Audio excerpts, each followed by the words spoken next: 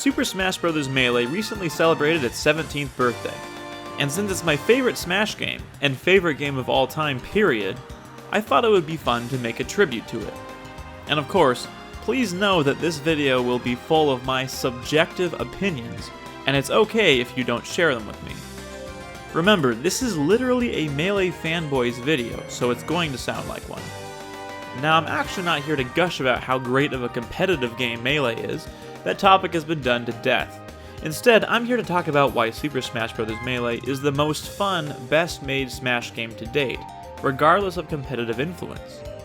Keep in mind, as of this video's upload date, Ultimate has yet to release, so I won't be comparing Melee to Ultimate in this video. Of course, Melee has its flaws, but all things considered, it's the sharpest game in the series, to quote game creator Masahiro Sakurai. It nailed its party game purpose and is a Nintendo franchise celebration masterpiece. But David, since Melee is the game of choice by the competitive community, that means it can't be fun to play casually. This is a very incorrect notion. Two things can be true at once. Melee can be an incredible game for the competitive scene, which it is, and it can be an incredible casual game too. The two aren't mutually exclusive.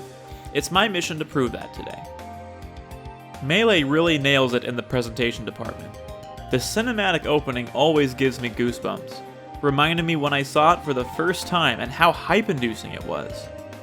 I remember before I owned a GameCube, borrowing the game from my cousin when it first came out, and recording that cinematic opening on VHS just so I could watch it back later. That's how exciting it was. It was our first glimpse at our favorite Nintendo characters from different series interacting, beyond what Smash 64 did. Brawl's Subspace Emissary cutscenes were also incredible in this regard. However, the opening of Brawl simply recycled the cutscenes and kind of mishmashed them together, and it wasn't given the same special treatment. Smash 4 recycled character reveal trailers in a similar fashion for its opening.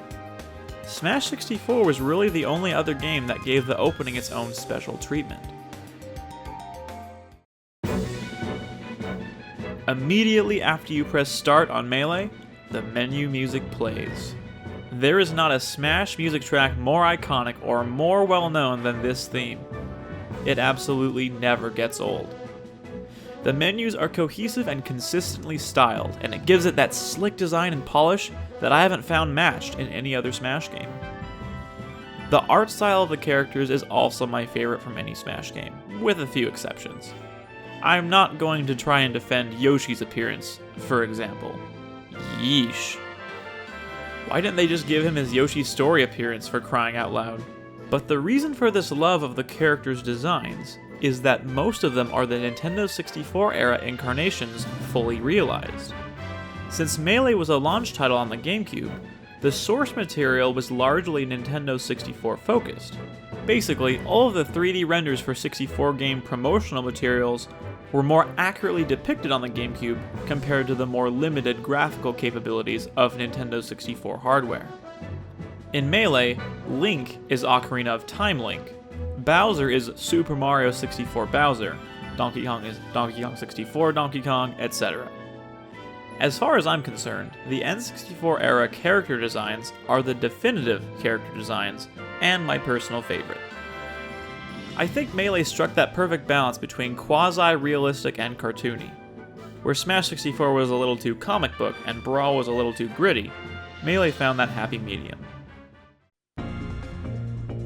When it comes to the Smash-specific music in the soundtrack, Melee brought so much to the table. An original opening theme, menu theme, Final Destination theme, Battlefield theme, and Break the Targets theme, just to name a few. Each of them were memorable and iconic. In Brawl and Smash 4, most of these themes were just different iterations of the main game's theme song. Although they were unique tracks, they had the same general melody. Think about Brawl or Smash 4's Final Destination music just being a remix per se of their game's respective main themes. When it comes to stage music though, I'd say Brawl is probably the biggest contributor to original, new songs, but a higher number of Melee's contributions were more memorable and iconic, at least for me.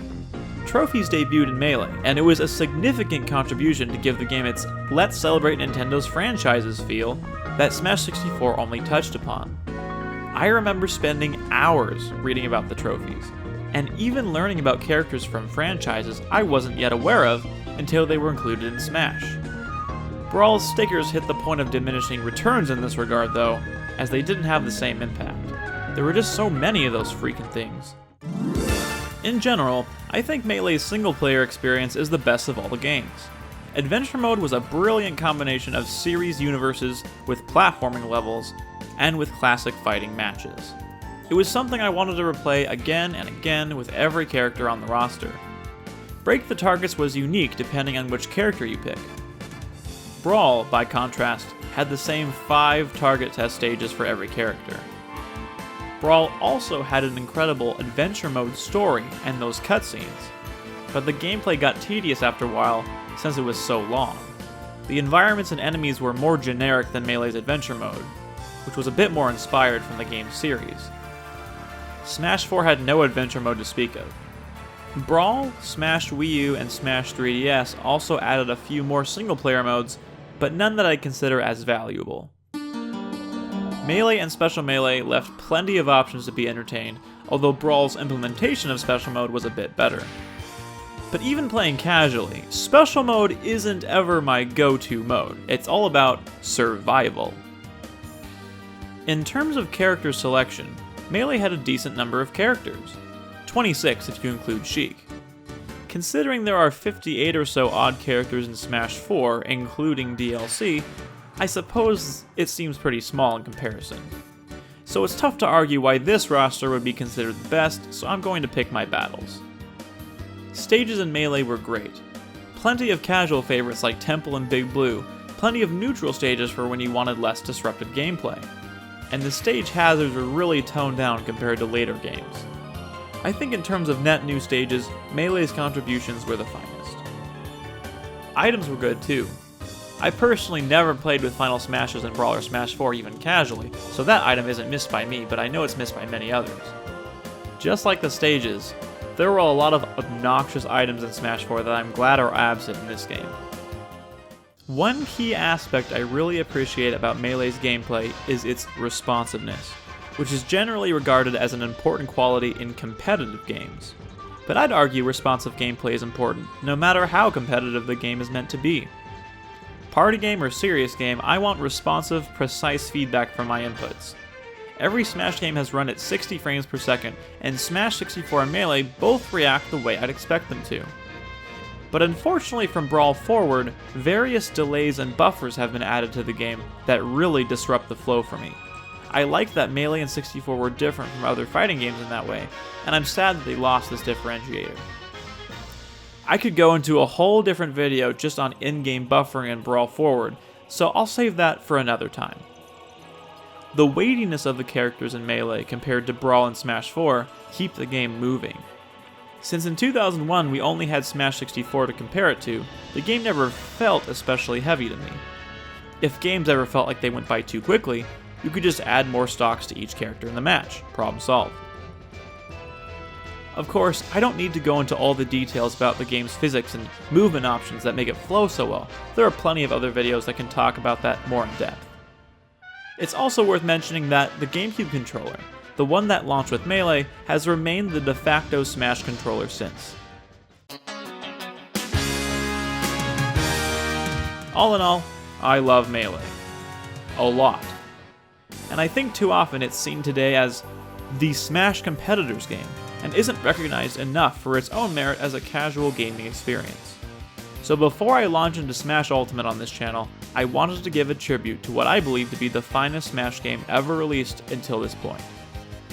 Until Ultimate's imminent release, I can confidently say Melee is the most fun and the sharpest in the series. Thanks for watching.